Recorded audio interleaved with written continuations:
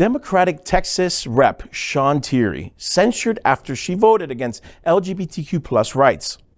Teenagers rely more on another part of the brain, the portion of the brain that unduly influences their emotions, impulses, aggression, and instinctive behavior. Certainly children as young as 8, 9, or 10 are completely incapable of understanding that these medical treatments may require that they remain patients for the rest of their lives.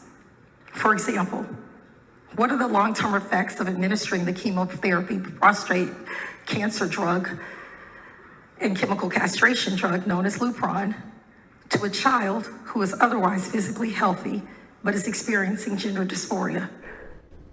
On May 12th, Shawn Thierry broke ranks from other Democratic lawmakers in the state House of Representatives by voting in favor of SB 14, a bill that seeks to restrict health care for trans youth by banning puberty blockers and hormone therapy until the age of 18.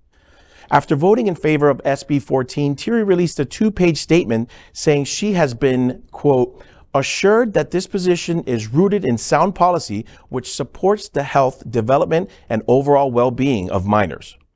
She also said she wanted an age restriction of 18 to be codified into law for gender-affirming surgeries, despite this already being a medical practice. In response to her votes, the Meyerland Area Democrats Club voted to censure Thierry on May 15th. The motion to censure Thierry was brought by club member Lisa Stanton, who has a trans daughter. In April, Thierry also voted in favor of HB 900, which regulates library materials sold to or included in public school libraries. If enacted, HB 900 would allow the agency to label the books that are being sold to schools as sexually relevant or sexually explicit material. The bill, dubbed the Book Burning Act, has been heavily criticized as LGBTQ plus groups warn it could amount to outright censorship of LGBTQ plus themes, characters, and content. Now, normally, this story kind of burns my panties because you feel like, okay, sure, you're a Democrat. Sometimes, you vote against maybe your Democratic agenda or what doesn't appeal to your Democratic, audience. But you do it twice now, and you do it in a way where now you're like kind of muting us, muting our children, muting our brothers and sisters, stopping from our trans youth to possibly, and I don't think the majority of people know, the reason these puberty blockers are there is because a lot of these trans women don't get to live their life truthfully because they transition after puberty. So in essence, you are now a bit more, for lack of a better term, you have masculine features, or you have hair in places women probably wouldn't have. But by having these blockers, you're allowing yourself an opportunity to seem a bit more feminine, or to maybe not have such a structured jawline, so that you're not clockable in the real world. Right? So not only did she vote against that, but now she's voting against book and content that are LGBTQ focused, but maybe not sexually explicit. But now you're voting against our, not agenda, but you're voting against our youth and our broader LGBTQ plus community. And that's what seems a little sus to me.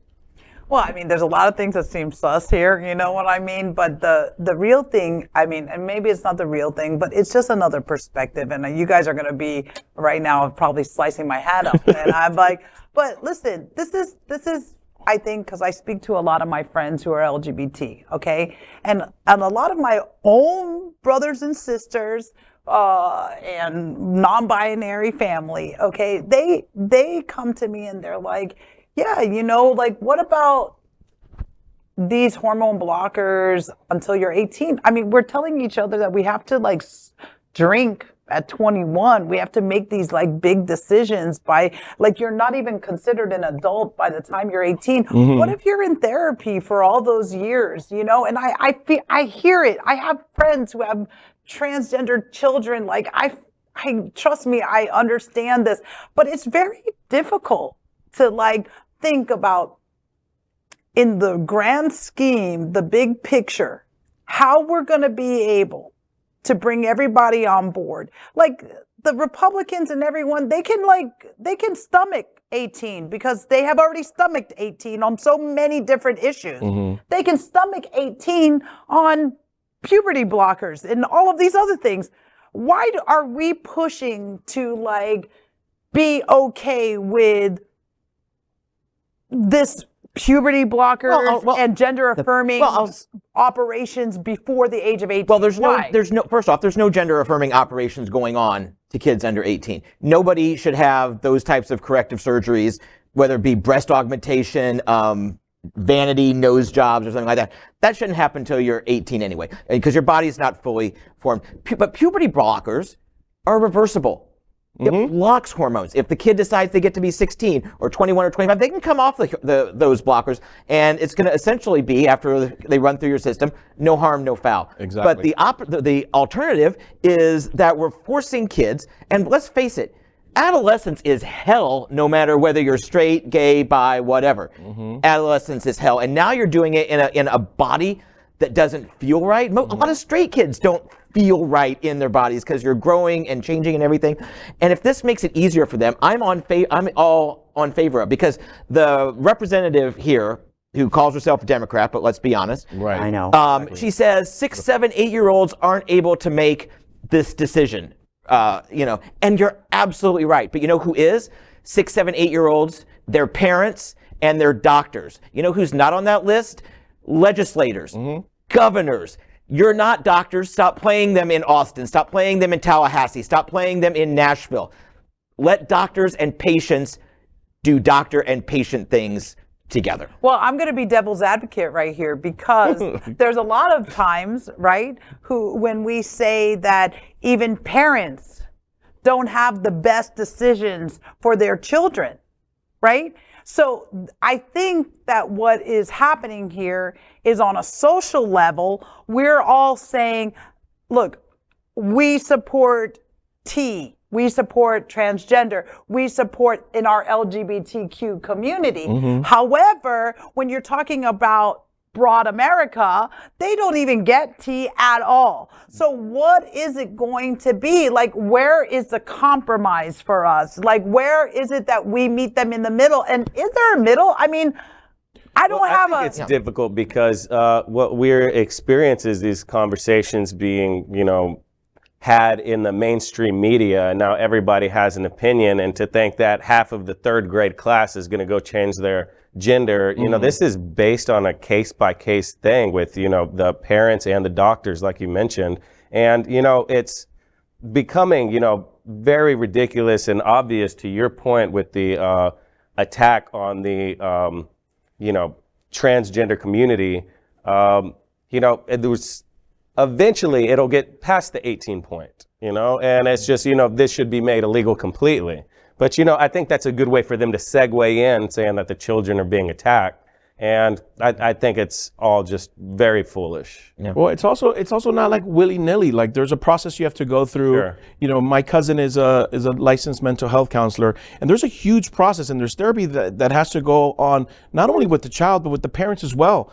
Like, the family at large needs to be comfortable with this process and needs to understand what it takes to feel whole and to feel ready to make that transition. And one last thought, Josie, to the question that you posed. Where can we meet in the middle? Where can we be halfway? And I say my opinion, we don't meet in the middle. 20 years ago, 25 years ago, people could have said, you know what, civil unions are good enough.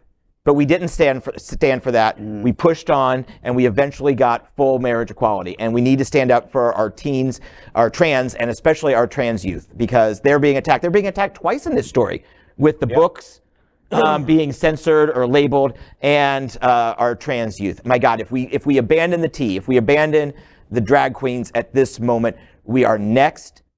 Don't believe for a second that we're not. Never did I ever say to abandon the. No, I know you know. I know you did not. Just want to you make absolutely sure did that not. my You did sisters not. Yes. and brothers out there know that. Okay. Absolutely. We are Queer News Tonight, the world's first and only live daily LGBTQ+ evening news show from Happening Out Television Network. In the model of PBS and NPR, we educate, inform, and entertain by supporting the 10 pillars of the LGBTQ+ community, with more than 100,000 a week watching on Roku, Apple Television, and other channels. To keep the stories going, we accept donations with 100% transparency. Stay updated and live authentically with Queer News Tonight.